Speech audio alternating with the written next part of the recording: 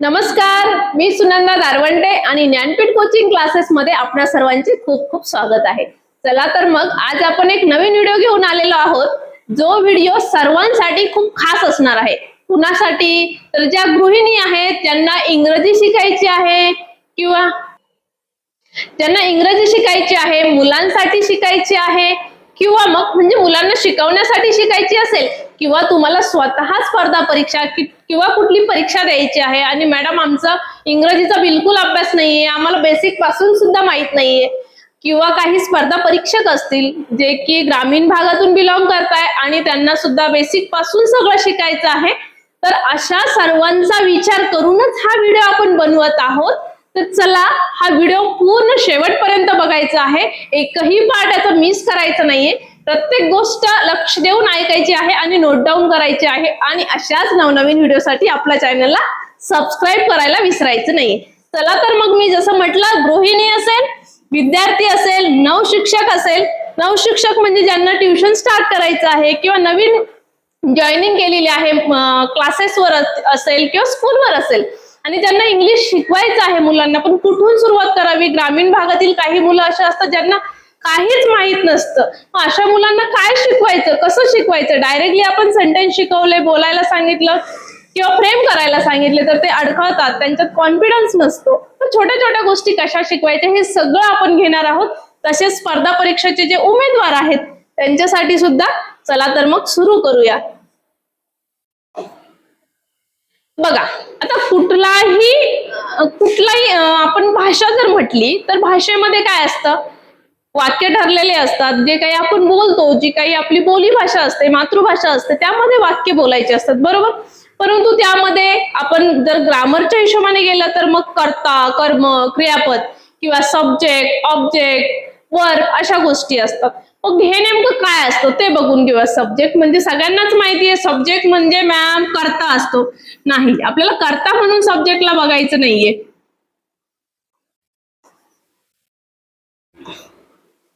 कर्ता म्हणून सब्जेक्टला बघणार आहोत का आपण, तर नक्कीच नाही। आपल्याला काय बघायचं आहे, कर्ता सब्जेक्ट म्हणजे नेमकं काय, तर सब्जेक्ट मध्ये कोण कोण येतं मी सांगते। नाउन आणि प्रोनाउन हे सब्जेक्ट मध्ये येतात। सब्जेक्ट म्हणजे जे वाक्य असतं आणि जो सुरुवातीला सब्जेक्ट असतो त्याने ती क्रिया केलेली असते, ते वाक्य त्याच्यावर डिपेंड असतं, हा असतो सब्जेक्ट। दोन्ही ट्रान्सलेशन, सब्जेक्ट म्हणजे कर्ता, कर्ता म्हणजे सब्जेक्ट आहे, पण काय ते, तर ते असतं नाउन किंवा प्रोनाउन, या दोन्हींमध्ये सब्जेक्ट असतो। मग नाउन म्हणजे काय, तुम्हाला सगळ्यांना माहिती आहे नाउन म्हणजे काय। बघा, सिंग्युलर आणि प्लुरल याच्यामध्ये पण सब्जेक्ट मध्ये दोन भाग आपण पाडत असतो। सिंग्युलर म्हणजेच काय असतं, एक वचन, एक वचनी जो असतो, एक वचनी सब्जेक्ट, एक वचनी कर्ता। एक वचनी म्हणजे काय, ज्या वाक्यामध्ये एकच जण असतो, इतकं साधं लक्षात ठेवा। ज्या वाक्यामध्ये एकच जण असतो त्याला एक वचनी म्हणतात। मग त्यामध्ये मी सांगितलं काही ठिकाणी काय येतं, नाउन येतं, काही ठिकाणी प्रोनाउन येतो, तेही आपल्याला पुढे बघायचं आहे। सध्या एवढंच बघा, सिंग्युलर आणि प्लुरल काय असतं। मग प्लुरल म्हणजे असतो बहुवचन किंवा अनेक वचन, ज्याला आपण म्हणत असतो अनेक वचन।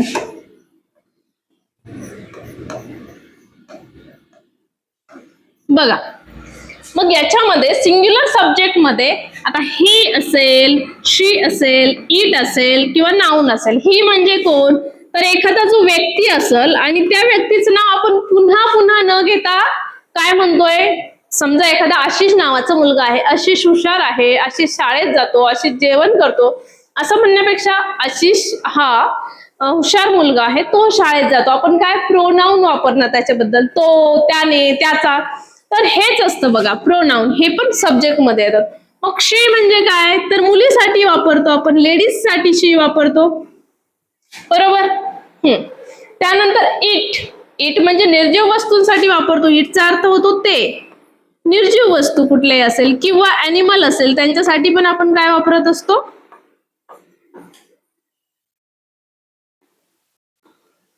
निर्जीव वस्तूंसाठी किंवा प्राण्यांसाठी। आणि नाउन म्हणजे कुठल्याही एखाद्या व्यक्तीचं नाव आपल्याला काय करायचं असतं, यामध्ये घ्यायचं असतं। कुठलीही एखादी व्यक्ती असेल, राम असेल, श्याम असेल, सीता असेल, हे झाले सिंग्युलर. मग तुम्ही म्हणाल मॅडम सिंग्युलर मध्ये एवढेच येतात का? नाही, मी सुरुवातीला काय सांगितलं, सिंग्युलर सब्जेक्ट म्हणजे फक्त एक वचनी, एकच व्यक्ती.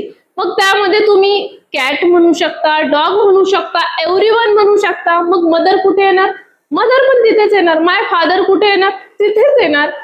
फ्रेंड, फ्रेंड पण एक वचनी मध्येच येणार, सिंग्युलर मध्ये. बरोबर? म्हणजे तुम्हाला कळालं एव्हरीवन. ठीक आहे. किंवा आपण एखादा प्राणी घेतला कॅट, किंवा आपण घेतलं गर्ल.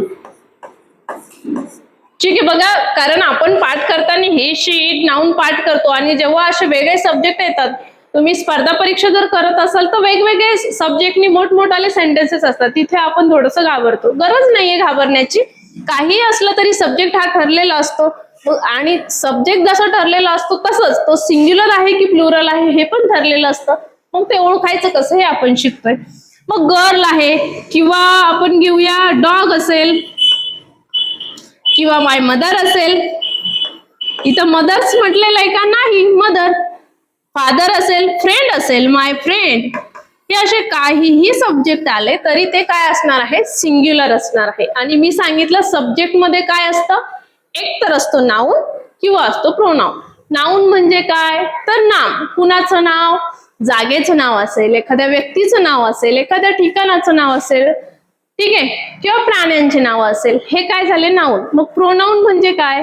तर ते जे नावं आहेत ना त्यांच्या ऐवजी आपण त्यांच्याबद्दल जो शब्द वापरलाय ना, जसं की एखाद्या मुलाचं नाव आहे तर त्याच्याऐवजी आपण काय वापरणार? तो, त्याने, त्याचा. एखाद्या मुलीचं नाव असेल तर तिने असं केलं, ती अशी करत होती, ती आलीच नाही. ठीक आहे, हे प्रोनाऊन झाले. मग आता सिंग्युलर तर तुम्हाला चांगल्या प्रकारे कळालंय. बघा, आता प्लुरल कडे जाऊ आपण. प्लुरल म्हणजेच काय? अनेक वचन, म्हणजे एकापेक्षा जास्त व्यक्ती. इथे आपण असं करून घेऊया, हे जास्त जण आणि हे एकच जण. ठीक आहे.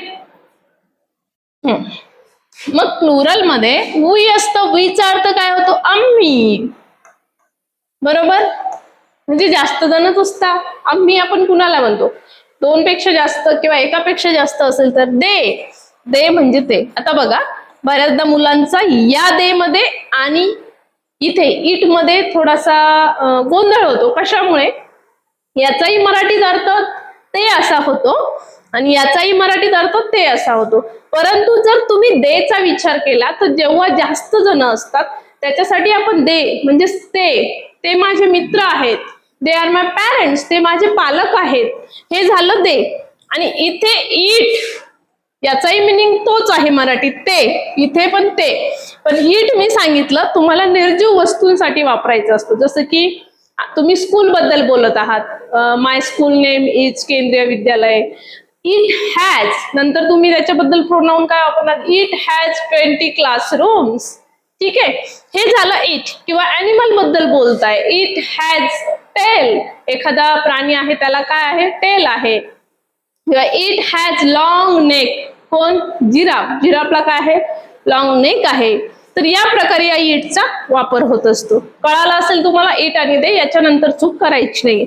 हा, आणखी एक महत्वाची गोष्ट सांगणार आहे मी इथे. दे, बऱ्याचदा बघा आपण मराठी किंवा हिंदीमध्ये जेव्हा मोठे व्यक्ती असतात, वयाने मोठे असतात, तर त्यांना आपण काय म्हणतो बरं? त्यांना आपण आरे कार्य न करता आदरार्थी वाक्य बोलतो. आदरार्थी बोलतो. जसं की त्यांनी मला असं, जर समजा आपले पालक असतील, वडील असतील, तर माझ्या वडिलांनी किंवा त्यांनी मला बोलावले, त्याने मला बोलावले म्हणतो का? नाही. परंतु इंग्लिशमध्ये तसं नसतं. इंग्लिशमध्ये तुमचा फ्रेंड असेल, समजा आपण जेंट्स बद्दल घेऊया, तुमचा फ्रेंड असेल किंवा तुमचे पप्पा असतील, तुमचे प्रिन्सिपल असेल, तुमचे आजोबा असतील किंवा व्हॉट एव्हर इनफॉर्मल फॉर्मल कोणी असेल, तर आपल्याला त्यांच्यासाठी हीच वापरायचं असतो. जर जेंट्स असेल तर he is my father, he is a doctor.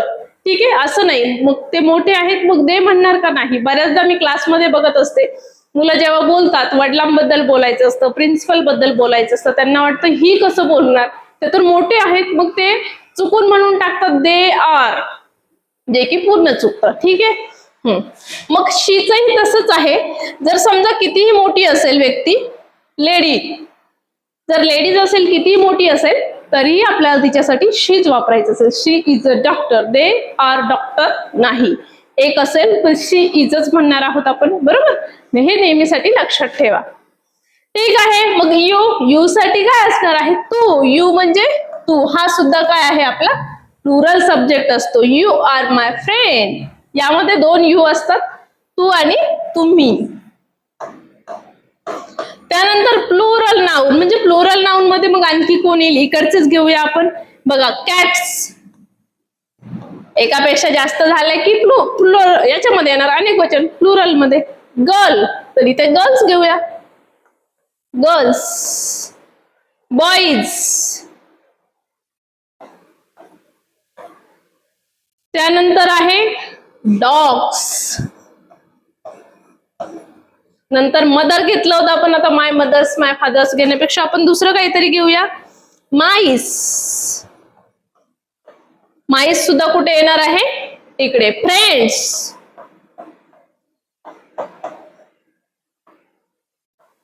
Friend येईल का? तर नाही, फ्रेंड्स. आणि माय पॅरेंट्स म्हणू शकता तुम्ही. पॅरेंट्स सुद्धा कशात येणार? इकडेच येणार, प्लुरल मध्ये. तर अशा प्रकारे तुम्हाला हे चांगल्या प्रकारे कळलं असेल सब्जेक्ट म्हणजे नेमकं काय असतं. तर काही सिंग्युलर असतात सब्जेक्ट आणि काही प्लुरल असतात. ते कसे यूज करायचे ते सुद्धा तुम्हाला स्टेप बाय स्टेप त्यांच्या अर्थासहित आपण सांगितलेलं आहे. चला तर मग पुढे बघूया आपण. आता आपण म्हणत असतो बघा, सब्जेक्टचे पार्ट करतो. तुम्ही ऐकलं असेल, जर मराठी असेल तर मराठीमध्ये प्रथम पुरुष, द्वितीय पुरुष, तृतीय पुरुष, किंवा इंग्लिशमध्ये first person, second person, third person. काय असतं मॅडम हे? चला बघूया. फर्स्ट पर्सन म्हणजे काय? जो स्वतः बद्दल बोलतो. स्वतः बद्दल बोलणारा. हा, मग स्वतःबद्दल जसं की I am a teacher, I am Sunanda, I am dash year old. स्वतःबद्दल म्हणजे काय झालं? हे फर्स्ट पर्सन आय. मग फर्स्ट पर्सन मध्ये अजून कोणी येतं का मॅम? हो, येतं ना, वी. हा वी का येतो? कारण की आपण जेव्हा वी म्हणतो त्यात आपण पण असतो बघा. समजा वी आर फ्रेंड्स, आम्ही मित्र आहोत. ठीक आहे. We are cousins, we are brothers, आम्ही भाऊ आहोत. वी आर सिस्टर्स, आम्ही बहिणी आहोत. आम्ही फ्रेंड्स आहोत. आम्ही स्टुडंट्स आहोत. जे काही आहे आम्ही म्हणजे मी, आपण स्वतः पण येतो आणि मग तो पण येतो, म्हणजे दोघंही, बरोबर. म्हणून इथे वी हा सुद्धा काय येतो? फर्स्ट पर्सन येतो, कारण आपण स्वतःबद्दल बोलत असतो. मग बघा, सेकंड पर्सन. सेकंड पर्सन मध्ये कोण येतो? आपण ज्याच्याबद्दल बोलतोय तो समोर आहे. You. You are my viewers. You. You मध्ये तू पण येईल आणि आणखी काय येईल? तुम्ही पण येईल. दोन्हीसाठी आपण यूज वापरत असतो. मग थर्ड पर्सन मध्ये कोण येतं? थर्ड पर्सन मध्ये येतं आपण दोघं बोलतोय, म्हणजे मी बोलतेय, समोर एक जण उभा आहे, आम्ही दोघं आहोत आणि आपण तिसऱ्याबद्दल बोलतोय. आम्ही तिसऱ्याबद्दल बोलतो. तो की नाही, तो असा आहे. तो की नाही, व्हिडिओ बघत नाही. तो की नाही, त्यामुळे इंग्लिश मध्ये पास होत नाही. बरोबर. तिने ना अभ्यास केला नाही. म्हणजे आपण ज्यांच्याबद्दल बोलतोय, ठीक आहे, दोघं जण बोलतोय, फर्स्ट पर्सन, सेकंड पर्सन आणि तिसऱ्याबद्दल बोलतोय. तो, तिने, त्याचे, म्हणून ते काय झाले? Third person. मग ही. दुसरा. ऐकणारा म्हणूया आपण त्याला, ऐकणारा.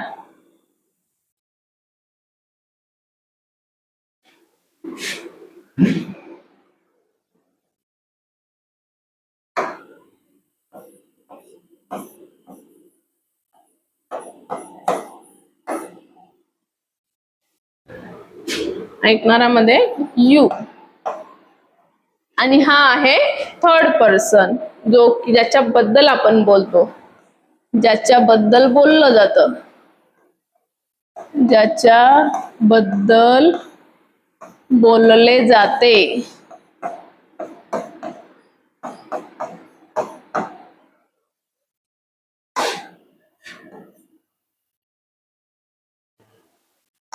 बघा, मग कोणाबद्दल बोलतो आपण? तो, ती, त्याच्यानंतर दे, त्यांच्याबद्दल. आता इथे बघा तुम्ही सिंग्युलर पण येतील काही, प्लुरल पण येतील सब्जेक्ट, काही हरकत नाही. ही म्हणजे तो, शी म्हणजे ती, इट म्हणजे ते, आणि दे म्हणजे पण ते. तर हे असं first person, second person, third person असे याचे ग्रुप पडतात. कशाचे ग्रुप आहेत हे?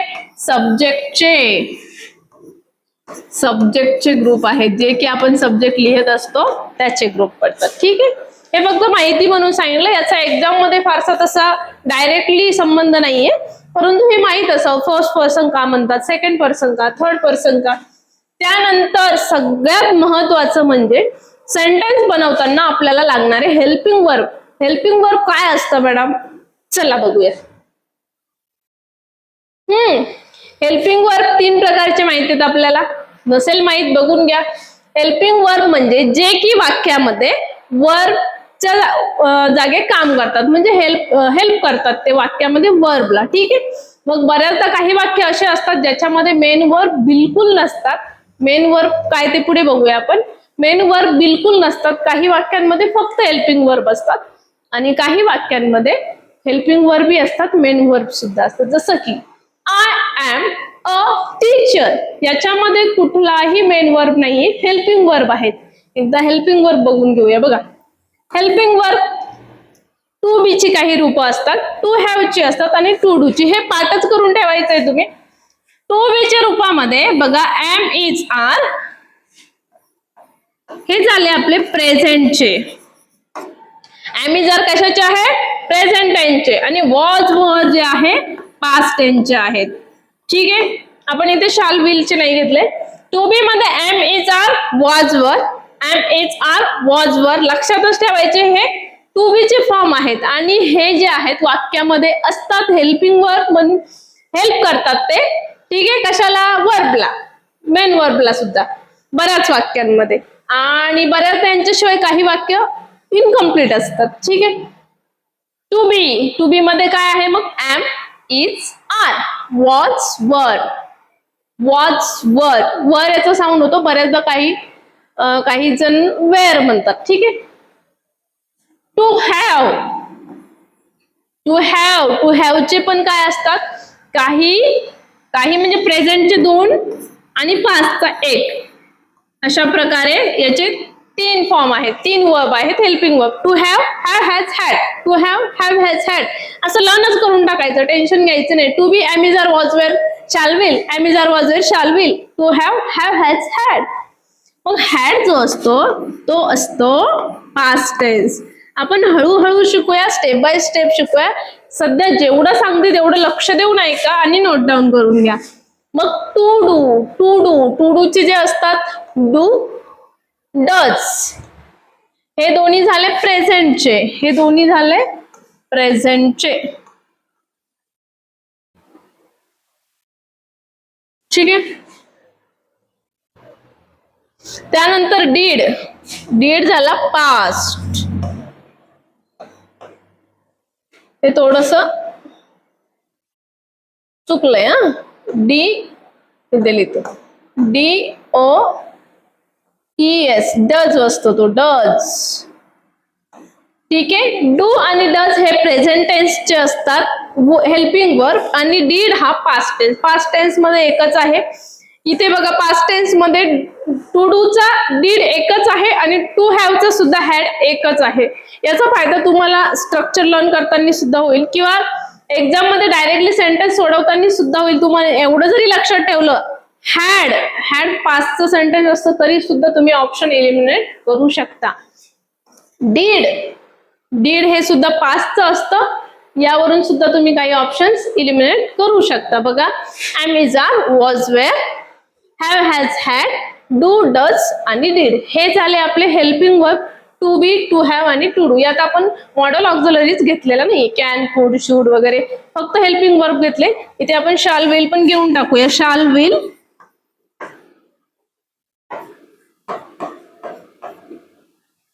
ठीक आहे.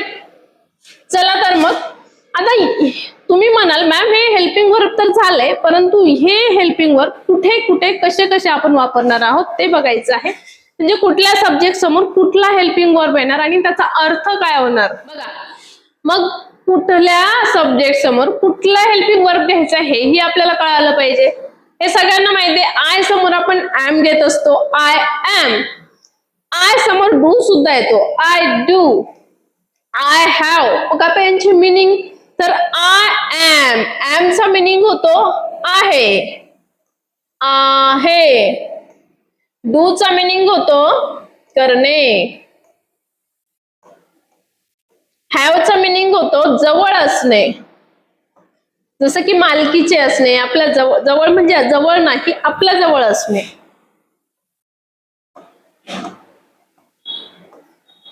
मालकीचे असणे.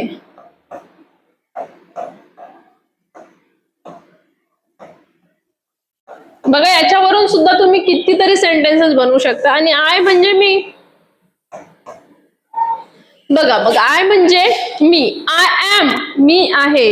आय डू मी करतो. मी करणे नाही, आता ते आपण व्यवस्थित करतो. आय हॅव माझ्या जवळ आहे. I have a pen. I have a marker. I have a boat. I have a bag. I have red sari. I have new dress.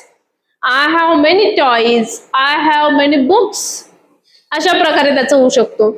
I do exercise daily. I do my homework. I am a teacher. I am a student. अशा प्रकारे. ठीक आहे. मग बघा शी. हे मुद्दामून I ही शीच आपण इथे घेतले. हे लक्षात राहण्यासाठी इकडे लक्ष द्या तुम्ही. बघा एक जर ऑब्झर्व केलं बारकाईने, शीच्या समोर बघा इज यस आलाय लास्टला. डचच्या समोर पण लास्टला यस आलेला आहे. आणि हॅजच्या समोर सुद्धा लास्टला यस आलेला आहे. यावरून जरी तुम्ही एक लक्षात ठेवलं ट्रिकने, ही शी इट म्हणजे सिंग्युलर जर असेल तर त्यांच्या समोर लास्टला काय येणार आहे?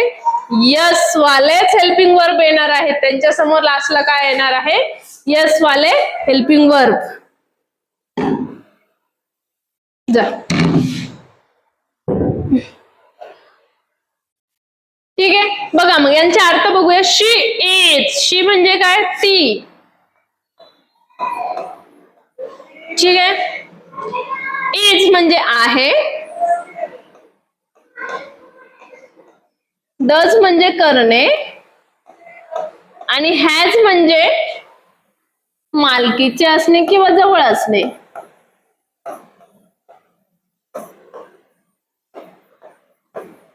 एक मिनिट आपण पुन्हा थोडस मागे जाऊया. बघा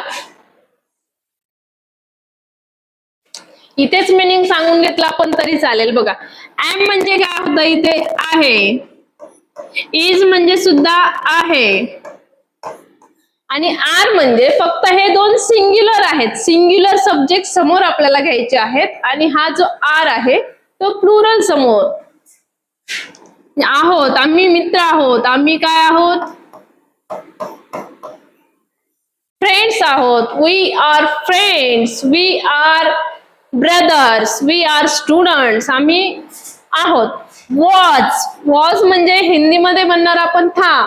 आणि मराठीमध्ये होता. आणि वरचाही तोच आहे. पास्ट टेन्सच आहे. फक्त काय आहे?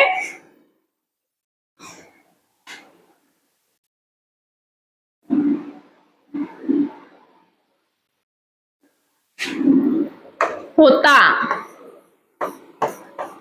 किंवा होतो. होतो. होता.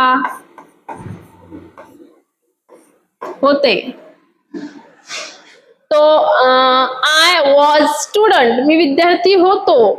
He was student. तो विद्यार्थी होता. वरचा सुद्धा मिनिंग तोच आहे. फक्त हा वॉज आपण सिंग्युलर साठी एकवचनी सब्जेक्ट समोर वापरतो. आणि वर आपण जास्त म्हणजे प्लुरल सब्जेक्ट समोर वापरत असतो. वरचा मिनिंग सुद्धा होतो होते. ते होते. We were friends. ते मित्र होते. आता नाहीयेत. मग हॅव हॅज आणि हॅडचा मिनिंग काय होतो? तर हॅव हॅज आणि हॅड जेव्हा तुमच्या जवळ एखादी गोष्ट असते स्वतःच्या मालकीची असते. माझ्या जवळ आहे. तुमच्याकडे एखादी थार आहे. तुमच्याकडे मोठा हाऊस आहे किंवा दुसऱ्या कुणाकडे आहे. They have big houses. They have many houses. त्यांच्याकडे खूप सारे घर आहेत. दे हॅव मेनी कार्स किंवा व्हेइकल्स म्हणू शकता तुम्ही, त्यांच्याकडे आहे या अर्थाने टू हॅव वापरलं जातं. जसं की मालकीचे असणे म्हटलेलं आहे मी, कुणाच्या तरी मालकीचे असणे.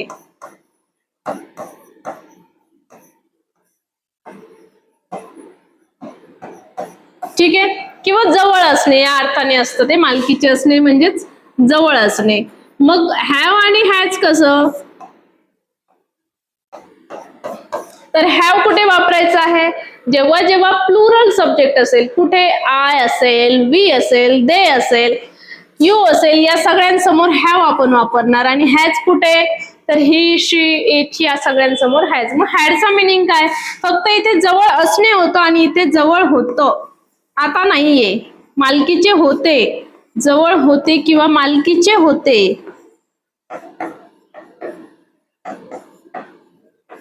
या अर्थाने काय आहे, हॅव हॅज हॅडचा मिनिंग होत असतो. आणि टू डू म्हणजे करणे. ठीक आहे, तर डू चा वापर कुठे होतो, डू आणि दोन्ही प्रेझेंट मध्ये असतात. हा डू होतो सिंग्युलर सब्जेक्ट समोर, सॉरी, हा डू होतो प्लुरल सब्जेक्ट समोर,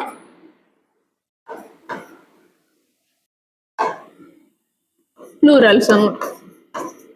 आणि हा डज जो आहे तो होतो सिंग्युलर सब्जेक्ट समोर. आणि डीड सर्वांसमोर चालतो टोटल सब्जेक्टवर, आय पासून तर इट पर्यंत सगळे, सिंग्युलर असेल प्लुरल असेल.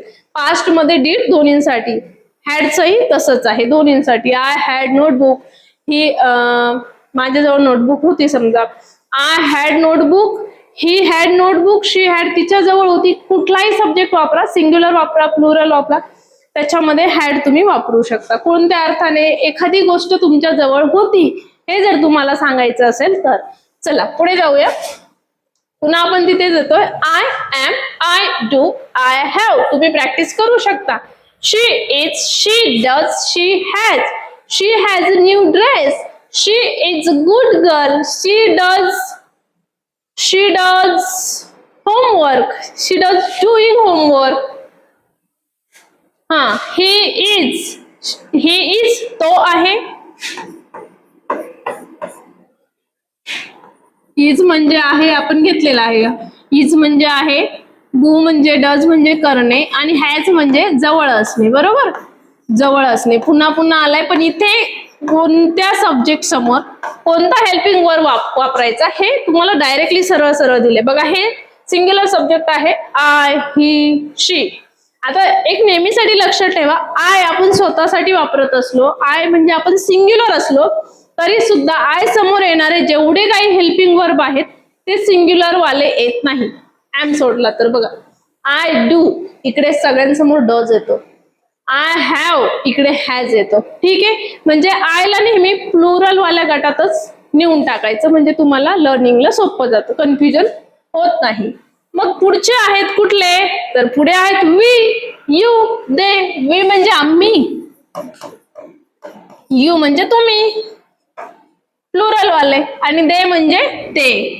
जेव्हा जेव्हा प्लुरल असतात सगळ्यांसमोर सेमच आहे. बघा, एम इज आर पैकी म्हणजे टू डू चं कुठलं रूप येणार आहे, वी समोर आर, टू बी च, आणि वी समोर टू डू चं डू, वी समोर टू हॅव च हॅव. त्यांच्या ते आहेत, ते करतात, आणि त्यांच्या मालकीचे आहे किंवा त्यांच्या जवळ आहे. सॉरी, आम्ही, वी म्हणजे आम्ही. ठीक आहे, आम्ही आहोत, वी आर फ्रेंड्स, आम्ही करतो, आम्ही आमच्या मालकीचे असणे या अर्थाने. तुम्ही, you are, you do, you have. यांचे मिनिंग आपण बघितले आहेत. दे म्हणजेच ते, आर, डू आणि हॅव. म्हणजे मी तिन्हीही घेतलेले आहेत. टू बी चे कुठले रूप कोणत्या सब्जेक्ट समोर येईल, टू डू चे कुठले रूप येतील, आणि टू हॅव चे कुठले रूप येतील. खूप सोपं आहे. पुढे आपण सेंटेन्सेस पण करून शिकूया, म्हणजे आणखी सोपं जाईल. आता बघा, सगळ्यात महत्वाची गोष्ट आपल्याला बघायची आहे. जेव्हा आपण मेन वर्ब बघत असतो, तुम्हाला बऱ्याचदा सांगितलं जातं V2, V3, मग तो मध्येच कळत नाही, किंवा काही ठिकाणी पास्ट पार्टिसिपल म्हटलं जातं, काही ठिकाणी V4 म्हटलं जातं, V5 म्हटलं जातं. मग हे काय आहे, तर बघा, V1 म्हणजेच क्रियापदाचं मुख्य रूप, मेन वर्ब. त्यानंतर असतो V2 जो की पास्ट मध्ये असतो, आपण अर्थासहित बघणार आहोत जेणेकरून तुम्हाला जास्त क्लिअर होईल. त्यानंतर असतो V3 V4 आणि V5. तर कशाला म्हणायचं हे बघा. डू झाला मेन वर्ब. डू म्हणजे काय? करणे. डीड त्याने केले. V2 पास्ट टेन्स केले. डन केलेले आहे. डन केलेले आहे. I have done my work. I did मी केले. I do my work. आता डुईंग म्हणजे काय? जेव्हा जेव्हा कुठल्याही क्रियापदाला ING लागतो तेव्हा तेव्हा त्याचा V4 होत असतो. म्हणजे ING कुठल्याही क्रियापदाला लावलं तर आपण त्याला काय म्हणतो? V4. बघा मी काय सांगितलं, जसं की V1 असेल डू म्हणजे करणे, पास्ट डीड केले, डन केलेले आहे. V3 बऱ्याचदा बघा V2 आणि V3 मध्ये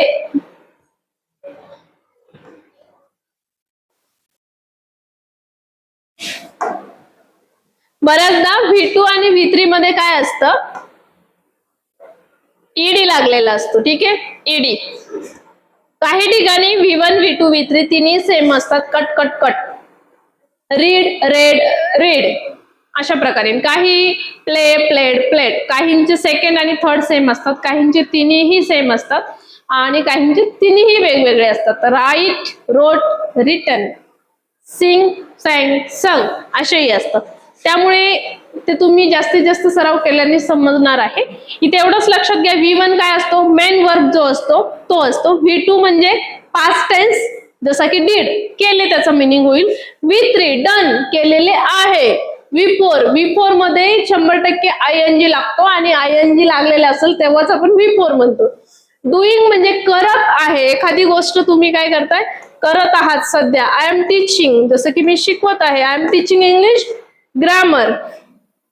V5 मध्ये असतो तुमचा जो मेन वर्ब असतो त्याला यस किंवा येस प्रत्यय लागलेला असतो, त्याला V5 म्हणतात. म्हणजेच बघा डज. V5 म्हणजेच करते किंवा करतो. V5 आलं की हे डेलीचं समजून घ्यायचं, करते किंवा करते. मग मी काही थोडेसे 2-4 नेहमीच्या वापरातले काही तुमचे वर्ब घेतलेले आहेत. त्यांचं कसं होणार बघा. राईट म्हणजे काय? लिहिणे. हा झाला V1 लिहिणे. I write a letter sentence बनलं. रोट म्हणजे लिहिले. आय रोट अ लेटर मी पत्र लिहिले. इथं काय होईल? मी पत्र लिहितो. लिहिले. ठीक आहे. V3 रिटन मी पत्र लिहिलेले आहे. I have written a letter.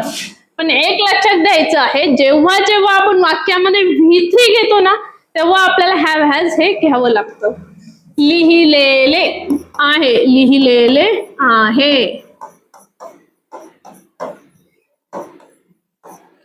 ठीक आहे. त्यानंतर बघा रायटिंग ING. V4 म्हटलं की ING येणार. मग रायटिंग काय? लिहत आहे. इथे मुलं बऱ्याचदा खूप गोंधळून जातात, समजत नाही. म्हणून खूप बेसिक नाही घेतोय आपण, छोट्या छोट्या गोष्टी सांगत आहे मी. आणि V5 म्हणजेच सेम. राईट्स लिहिते किंवा लिहितो. ठीक आहे. आता मग राईट आणि राईट्स जेव्हा जेव्हा तुमच्याकडे सिंग्युलर सब्जेक्ट असेल, सिंग्युलर सब्जेक्ट आपण शिकलोय कोणते आहे सिंग्युलर सब्जेक्ट बघून घ्या. कुठले आहेत सिंग्युलर सब्जेक्ट? हे, he, she, it, dog, mother, friend, everyone. जेव्हा जेव्हा सिंग्युलर सब्जेक्ट असेल तेव्हा तेव्हा त्यांच्या समोर जर तुम्हाला फक्त मेन वर्ब घ्यायचा असेल तर तुम्हाला यस किंवा ES म्हणजेच V5 घ्यावा लागतो. डायरेक्टली सांगू आपण काय? जेव्हा जेव्हा सिंग्युलर सब्जेक्ट असेल ना, सिंग्युलर सब्जेक्ट असेल आणि तुम्हाला त्याच्या समोर काय घ्यायचं आहे तुमच्या वाक्यामध्ये? V5 आणि मग ऑब्जेक्ट. ठीक आहे. हे सेंटेन्स बनेल. जेव्हा हेल्पिंग वर्ब नसेल, कुठलाही am, is, are, was, were, do, does कुठलाच हेल्पिंग वर्ब नसेल तेव्हा हे स्ट्रक्चर तुमचं राहील. सिंग्युलर सब्जेक्ट V5 आणि ऑब्जेक्ट. पण जर प्लुरल असेल सब्जेक्ट, प्लुरल सब्जेक्ट असेल, एक्झाम्पल पण घेऊया आपण, घाबरू नका. प्लुरल सब्जेक्ट असेल तर इथे V1च घ्यायचंय आपल्याला, राईट. V1 आणि मग ऑब्जेक्ट. मॅडम काय सांगताय तुम्ही, हे कसं सांगताय बघा. सेंटेन्स वाईज घेऊया आपण. जर मी म्हटलं ही राईट अ लेटर, पूर्णपणे चुकलं. ही, मी काय सांगितलं, ही म्हणजे सिंग्युलर सब्जेक्ट असेल आणि त्याच्यासमोर काय घ्यावं लागेल आपल्याला, हेल्पिंग वर्ब. जर नसेल, डायरेक्ट वर्ब घ्यायचा असेल तर V5. मग काय सेंटेन्स येणार तुमचं, ही राईट्स अ लेटर. ठीक आहे. मग तुम्ही म्हणाल मॅडम मग ही रोट अ लेटर चुकतं का?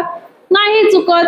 ही रोट अ लेटर, पण ते पास्ट टेन्स मध्ये. आपल्याला जेव्हा प्रेझेंटचे बनवायचे असतील, हॅबिट्स दाखवायचे असतील, तेव्हासाठी हे स्ट्रक्चर. ठीक आहे. हा, मग प्लुरल सब्जेक्ट असेल तर ही ऐवजी आपण घेऊया दे. मग दे राईट्स अ लेटर बरोबर आहे का madam? They writes a letter लिहावं का मी? तर अजिबात नाही. दे राईट्स अ लेटर तुमचं वाक्य चुकतं. मग काय करायचं, तर दे राईट्स अ लेटर नाही, दे राईट अ लेटर करेक्ट आहे. कारण प्लुरल सब्जेक्ट असेल त्याच्या समोर V1 प्लस ऑब्जेक्टच घ्यायचा प्रेझेंट टेन्स मध्ये. ठीक आहे. तुम्ही जर तुम्हाला रोट लिहायचं असेल, V2 किंवा पास्ट घेणार असेल तर he wrote a letter correct आहे, they wrote a letter correct आहे. ठीक आहे. चला मग बघा,